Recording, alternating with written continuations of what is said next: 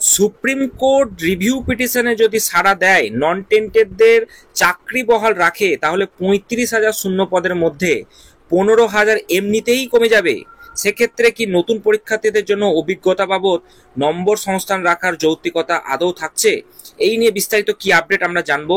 ইতিমধ্যেই আপনারা দেখেছেন, বিজ্ঞপ্তি প্রকাশ হওয়ার পর থেকেই একাধিক জলঘোলা পরিস্থিতি তৈরি হয়েছে এবং এই নিয়ে আজকে কি আপডেট উঠে আসছে, নিয়োগের ভবিষ্যৎ কি, চলুন এই ভিডিওতে জানার চেষ্টা করবো। আপনাদের সকল অনুরোধ, ভিডিও প্রথম থেকে শেষ পর্যন্ত দেখুন, ভালো লাগলে অবশ্যই লাইক করে দিতে ভুলবেন না। তার আগে বলি বন্ধুরা, আপনারা যারা আমাদের চ্যানেলের সাথে যুক্ত আছেন তারা জানেনই এই চ্যানেলের প্রত্যেকটা ভিডিও কিন্তু দরকারি, তাই কেউ এখনো যদি আমাদের চ্যানেলটা সাবস্ক্রাইব করে না থাকেন তাহলে অবশ্যই আমাদের চ্যানেলটা সাবস্ক্রাইব করতে ভুলবেন না এবং পাশে থাকা বেল আইকনটি ক্লিক করে দেবেন যাতে নতুন আপডেট আসলে আপনার ফোনে পৌঁছে দিতে পারে। আমরা এই চ্যানেলে কিন্তু প্রত্যেকদিন নতুন নতুন লেটেস্ট আপডেট নিয়ে আসছি সরকারি এবং চাকরি রিলেটেড, তো তার জন্য অবশ্যই আমাদের চ্যানেলটা সাবস্ক্রাইব করে দেবেন এবং পাশে থাকা বেল আইকনটি ক্লিক করে অল নোটিফিকেশন করে দেবেন। তো বন্ধুরা, নিয়োগ কোন পথে, এই প্রশ্ন সবার মনে।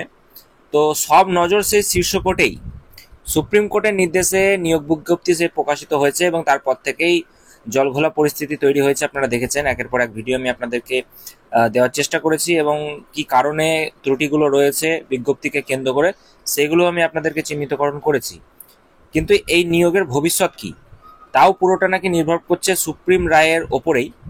এবং নবম দশম থেকে একাদশ দ্বাদশের শিক্ষক এবং গ্রুপ সি-ডি পদে শিক্ষাকর্মী হিসেবে সব মিলিয়ে 44,203টি পদে নিয়োগের আশ্বাস দিয়েছিলেন মুখ্যমন্ত্রী মমতা বন্দ্যোপাধ্যায়।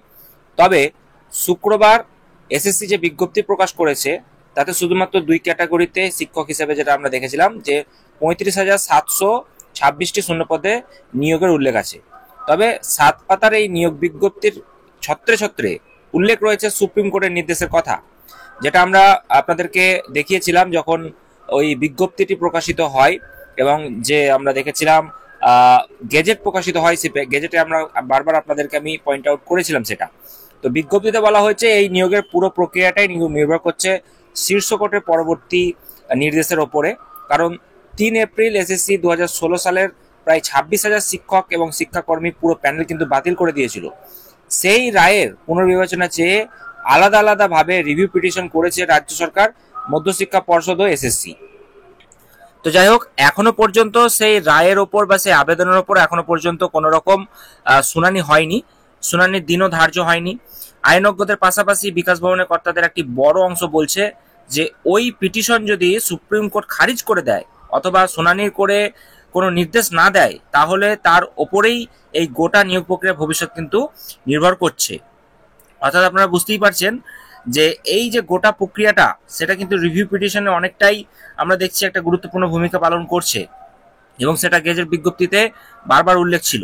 এমনিতেই সুপ্রিম রায়ে চাকরিহারা তথাকথিত নন টেন্টেড বা যোগ্য চাকরিহারারা চাইছেন তারা পরীক্ষায় বসবেন না এবং তাদের পূর্ণ মেয়াদের যে চাকরি সেটা নিশ্চিত করুক সরকার, এমনটাই তারা কিন্তু চাইছে। ফলে এই নিয়োগ বিজ্ঞপ্তি নিয়ে তারা কিন্তু ক্ষুব্ধ। আবার সেই বিজ্ঞপ্তিতে যেহেতু প্রায় প্রতিটি প্যারায় সুপ্রিম কোর্টের বিষয়টি উল্লেখ রয়েছে, তাই তাদের দুশ্চিন্তা কিন্তু আরো বাড়ছে বলে আমরা মনে করছি বা বলা হচ্ছে। তো সেক্ষেত্রে আর নতুন চাকরি প্রার্থীদের দুশ্চিন্তায় যে রিভিউ পিটিশনের রায় যাই হোক না কেন তাতে এই বিজ্ঞপ্তি আবারও সম্পূর্ণ বা আংশিক বদলে কিন্তু যাওয়ার সম্ভাবনা রয়েছে, যেটা আমরা বারবার আপনাদেরকে বলেছিলাম।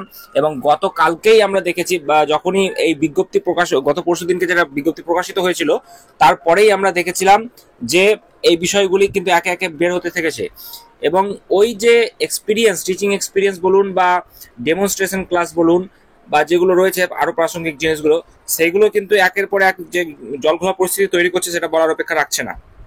কেন পুরনো ও নতুন দুই অংশের চাকরি প্রার্থীরা এই বিজ্ঞপ্তির পরে যেটা বলা হচ্ছে চিন্তায়? তো আইনজ্ঞদের একটা বড় অংশ বলছেন যদি রাজ্য এসএসসি রিভিউ পিটিশন কোর্ট যেটা রয়েছে খারিজ করে দেয় তাহলে বিজ্ঞপ্তি অনুযায়ী সবাইকে পরীক্ষা বসতে হবে। যেহেতু রাজ্য সরকার নিজে, যেটা বলা হচ্ছে, নিজে এর আগে শীর্ষ আদালতে জানিয়েছে যে তারা রায় মেনে নিয়ে নতুন করে নিয়োগ করবে, তাহলে এই পিটিশনে যৌক্তিকতা থাকে কি না তা নিয়ে কিন্তু সংশয় প্রকাশ করছেন আইনজ্ঞদের একাংশ।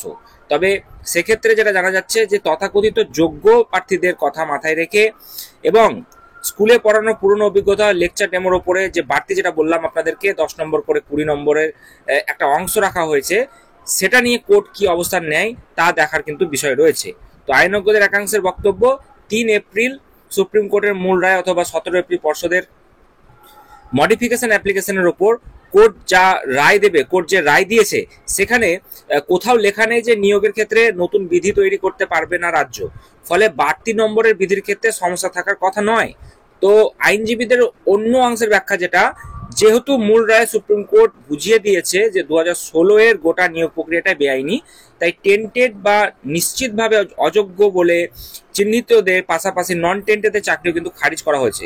নতুন বিধিতে স্পষ্টতই সুবিধা পাবেন পুরনো নন টেন্টেড প্রার্থীরা, এবং সেটা হলে 2016-তে 2 ক্যাটাগরিতে শিক্ষক পদের জন্য পরীক্ষায় বসা প্রায় 3.25 লক্ষ আবেদনকারী দাবি করতে পারেন যে তাদের এই সুযোগ থেকে বঞ্চিত করা হচ্ছে। অর্থাৎ বুঝতেই পারছেন আবারও একটা জট পরিস্থিতি কিন্তু তৈরি হচ্ছে, কারণ একটা ত্রুটিপূর্ণ পরীক্ষা পদ্ধতির মাধ্যমে যারা শিক্ষকতার চাকরি অভিজ্ঞতা অর্জন করেছিলেন সেটা কিভাবে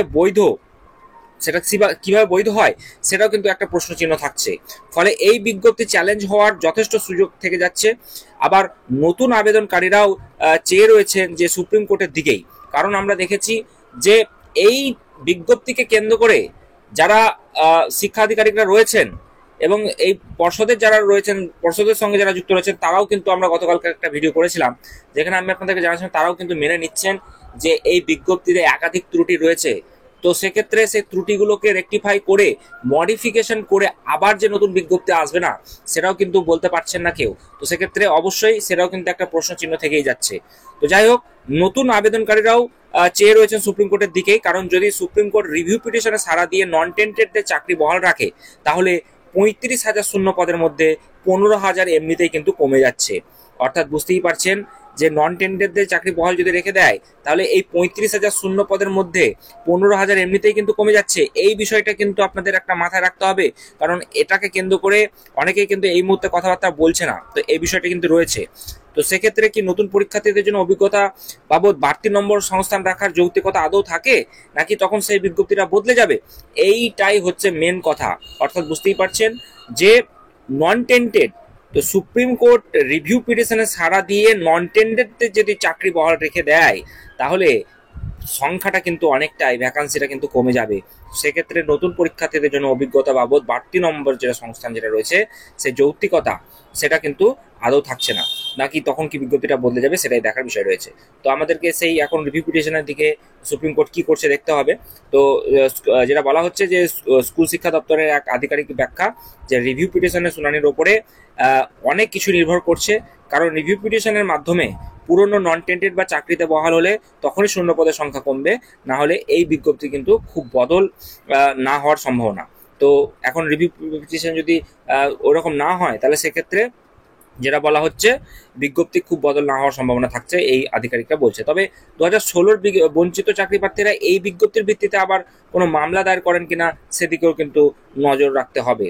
আরও যুক্তি তিনি দিচ্ছেন যে এই বিজ্ঞপ্তি ছত্রে ছত্রে সুপ্রিম কোর্টের রিভিউ পিটিশনের বিষয়টি উল্লেখ করতে হয়েছে এই কারণে যে তা না হলে আদালত বলতে পারে আমরা সুপ্রিম নির্দেশে পুরোপুরি মেনে নিয়েছি, আবার রিভিউ কেন, রিভিউ নির্দেশের ওপরেই কিন্তু সবটা কিন্তু নির্ভর করছে। অর্থাৎ বুঝতেই পারছেন এই বিষয়টি রিভিউ পিটিশনের দিকে কিন্তু একের পর এক যে স্টেপগুলো নেওয়া হচ্ছে তাতে কিন্তু সেদিকে যাচ্ছে, এবং গেজেটেও আমরা সেই বিষয়গুলি দেখেছিলাম এবং বিজ্ঞপ্তিতে সেটাও কিন্তু দেখেছিলাম।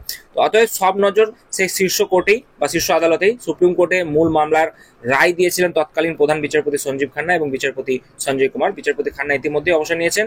এখন কে দায়িত্ব নেবেন নতুন মাস্টার অফ রোস্টার কি হিসেবে তা বর্তমান প্রধান বিচারপতি বি.আর. গভৈ কিন্তু ঠিক করবেন। তবে যেহেতু আগের বেঞ্চের বিচারপতি কুমার এখনো কর্মরত, তাই নতুন বেঞ্চের তাকে কিন্তু রাখার কথা ইতিমধ্যে হচ্ছে। তো দেখা যাক বিষয়টি কি হবে। এবং এই বিষয়টিকে কেন্দ্র করে আপনারা বারবার প্রশ্ন করছেন যে দাদা সঠিক তথ্যটা কি রয়েছে। তো আমি চেষ্টা করি আপনাদেরকে সঠিক তথ্যটা দেওয়ার, যাতে আপনারা বিভ্রান্ত না হন। তো আগামী দিনে এই আপডেটগুলি অবশ্যই আপনারা পেতে থাকবেন, তার জন্য চ্যানেলটি সাবস্ক্রাইব করবেন। এবং আগামী দিনে আপডেটগুলি পাওয়ার জন্য আমাদের যে টেলিগ্রাম গ্রুপ রয়েছে সেটার লিঙ্ক আমি দিয়ে দিয়েছি। আমাদের টেলিগ্রাম গ্রুপটাতে যাতে আপনারা জয়েন করে নিই, সেই যে গ্রুপটাতে জয়েন করে নেবেন, সেখানেও কিন্তু গুরুত্বপূর্ণ কিছু আপডেট আমি দিয়ে থাকি। তো চলুন দেখা হচ্ছে পরবর্তী আরও একটি গুরুত্বপূর্ণ ভিডিওতে।